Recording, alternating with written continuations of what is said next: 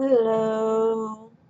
I have the camera at a funky angle. I don't know why. It won't stay where it's supposed to stay. And excuse me, my allergies. That green tree spunk is just everywhere and I can't breathe. So I was going to do this yesterday because of Mother's Day. Uh, because it's about my mom. I'm having a beer. Uh, my mom and I always had a strained relationship. I was a surprise baby. They thought that they were done. They had a miscarriage or stillborn a couple of years before I was born. And both my sisters are 16 and 17 years older than I am. So by the time I was 5, they were married. My sisters were married and out of the house. Well, one dinner party, my parents were big into dinner parties. There goes Skittles. Uh, I was being a typical kid and I was underneath the dinner table playing with, I don't know. And I overheard my mom say, having Diane was a mistake.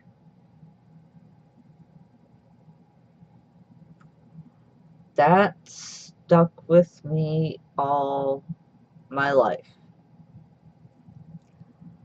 I don't know if she planned an abortion. I have no idea. I don't know. But I then knew I was a mistake.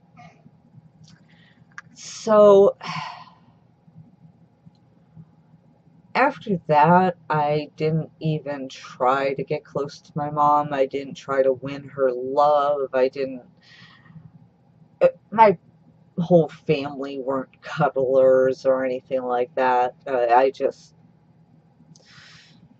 I knew what my mom thought, and so I just kind of, I don't know. I was just I tried to be indifferent, even though I knew how she thought of me. I think it had a lot to do with my mental status, though. Uh, I was, okay, I'm bipolar. I know I've had emotional issues all my life. I remember one,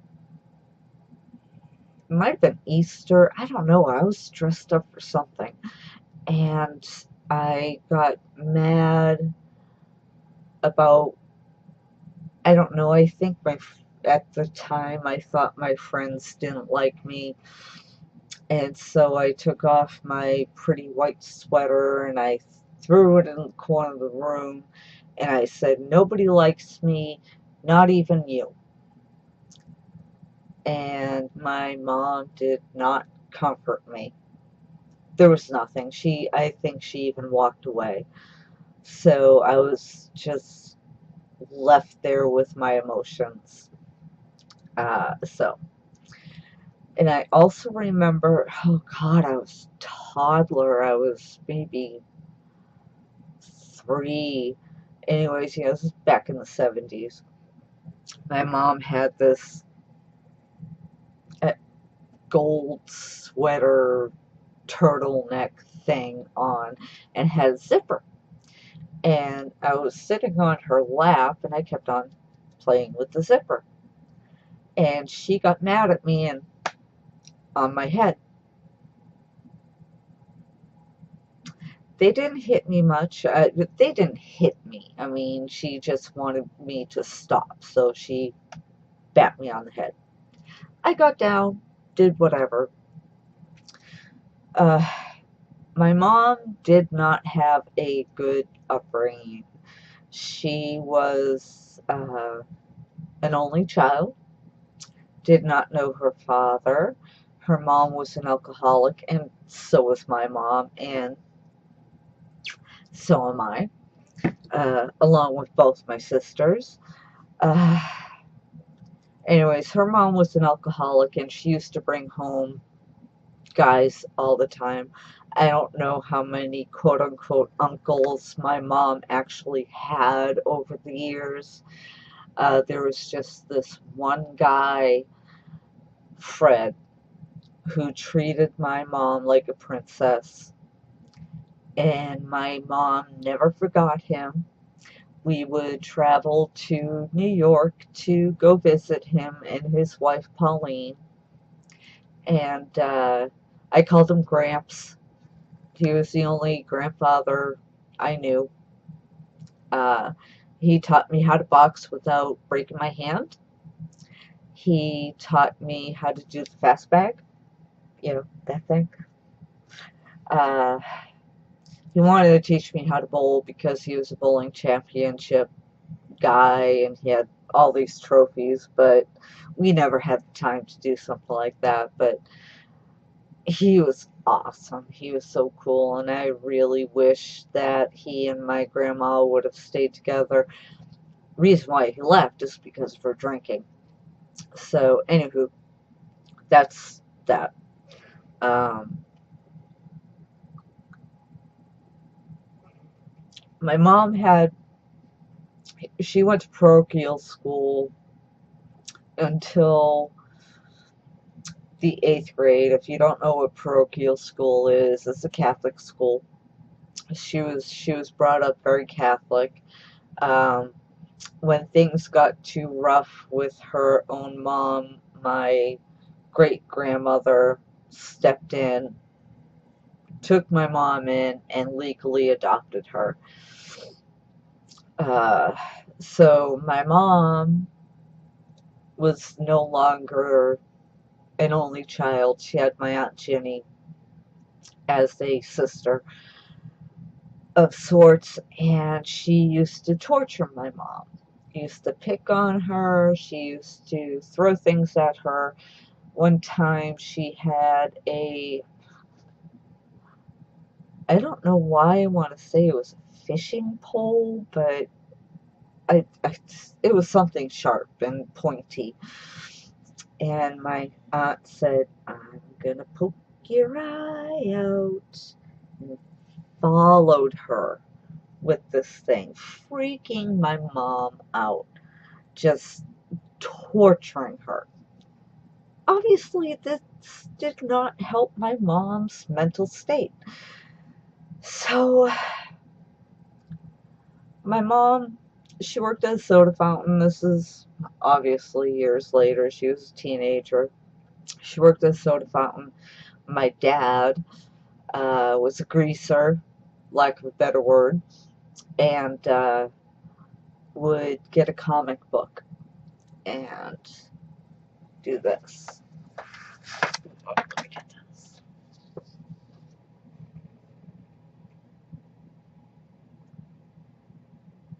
And watch my mom. Obviously, she was a little freaked out. Uh, Turns out, well, this is again back in the 50s, 40s and 50s, where they used to have dances, hall dances all the time. So my mom, I don't know how she did it because she was so shy. It's not even believable. She was just total wallflower. Uh, Her friend Rita and her husband or fiance, I don't remember his name, said, "We have the guy for you. He is the sweetest guy. He's handsome. You're gonna love him." They introduced him, turned out to be the guy behind the comic book. And well, they got to know each other, danced a few dances, went on a few dates, and found out, well, shit, my dad was actually a decent guy. Ended up getting married. My dad got in trouble. Oh, there goes my screen.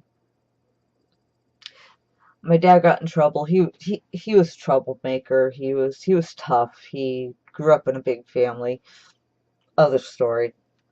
Anyways, he got into a fight and he broke a guy's jaw with a punch. One gets judge and said the judge said you have two choices. Either you go to jail or you join the services. My dad joined the Air Force, and my mom moved with him to Wisconsin, and then back to Massachusetts. I don't know. My dad was in the Korean War, so my mom was alone a lot of the time. She had Lynn in Wisconsin. My dad went back to Korea. She had Kim in Massachusetts. Um, my sisters, and again, this is a different story. I'm not going to get into it. It's a totally different family story.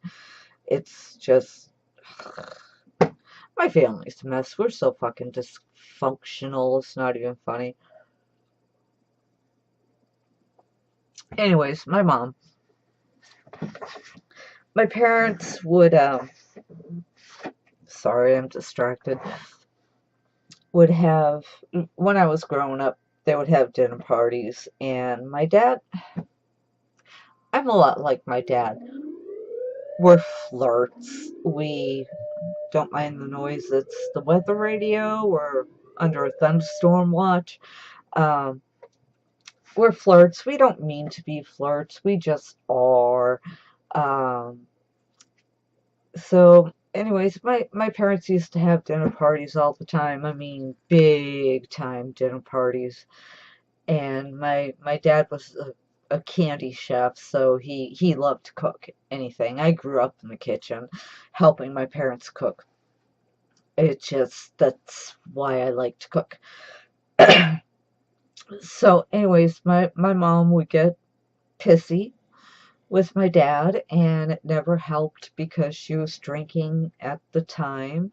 And the guests would finally say, ugh, this is getting a little dicey. Yeah, we'll see guys later. So then my parents would fight, but never loud or anything. My mom did a lot of eye rolling and foot stamping, and my dad was a very quiet fighter. He didn't raise his voice or anything like that. He would usually just go to bed, and my mom would stay up drinking. Uh, when I got older, um, I I was not a good kid. Again, mental issues. I started cutting at a young age. Started using drugs at a young age, drinking, whatever. But I found out that I got along with my mom when I was drinking too, so we could, in a really dysfunctional way, relate to each other. All right, fast forward many years. I got engaged to my dipshit ex, and we moved to Florida. My parents gave us money so we could have a down payment on the house. And she was diagnosed with colon cancer. She came to me first. She said some weird shit was going on. This is what it is. And she showed me, and I said, Mom, I know it's been 20 years since you've been to the doctor, but you got to go to the doctor. I don't think this is very good. She goes to the doctor, colon cancer, opened her up, did a colostomy, looked at her liver, looked at her lungs. She was just full of it. I mean, there was no hope. She didn't have any, she ignored symptoms, and it just went too far. So the doctor said, well, you have 3 months to live. If you have treatment, if you have chemo, you'll probably have 6 months to live. Well, my mom said, why the fuck would I want to have chemo and be sick as a fucking dog and totally non-functional for an extra 3 months? No, I'm not having treatment. My dad was confused about it. He had brain surgery the same time my mom had her surgery, so it was a mess. My sisters, on the other hand, did not want this to happen. They wanted her to have treatment. They wanted her to fight. I understood. I worked in healthcare. I've seen what chemo does. I've seen people go through treatment and die sooner. I I understood where she was coming from. So she went on hospice. She was a stubborn Irish woman. Her 3 months turned into about a year and a half. Um, so, stubborn. She wasn't going to give up. She had a lot of pain meds, obviously. And she started hoarding them. I mean, you opened her bedside table and it was just like, whoa. And she came to me and again said, when it gets to that point, I need your help. And I said, okay, I will help you. I understand. I get it. I totally get it. So after we had that conversation, I said, Mom, after all this time, I need to bring this up because it bothers me so bad. So I brought up the whole I was a mistake thing. And she looked at me and she said, I don't remember saying that. If I did, I had to have been drinking. And if I ever did say that, I am so sorry. And I should have brought it up when I was 15. Whatever. I waited until I was 28 years old. So my mom hung around until my ex-husband was gone. He moved back to Massachusetts, and I was going to move up here to Missouri, and she was still around. She called me 2 weeks after I got here, and she said, are you happy? I said, yes, I'm happy. Are you safe? I said, yes, I'm safe. I am protected. She goes, that's what I needed to know. About 2 weeks later, I got the call, 3 o'clock in the morning, that my mom died. And I think one of the reasons why she held on, she knew how bad things were between me and my ex. And even though she couldn't do much, she at least could be an ear for me. So she held on until he was gone. I was up here. I was safe. I was happy. Didn't have a funeral. I wasn't there. I went down after the fact. Went through some of her stuff. Got her ashes, or her ashes were sitting on top of the TV because she liked Judge Judy, so that's where they belonged. So, screen. Bear with me. There. So, that's the story of my mom. I get a lot of my traits from her. My anxiety, my car anxiety, my emergency brake. Uh, I used to be wicked shy like her. The only time I really ever came out of my shell is when I would do the purple hair and or mohawk or fucked up makeup or whatever like that. Anything to kind of draw attention to myself for weird reasons. And obviously got my drinking. What can I say? Well, that's my mom. Happy late Mother's Day to all the moms, all the moms that were to be that have lost children, are all the four-legged moms. Not moms aren't four-legged, but four-legged babes.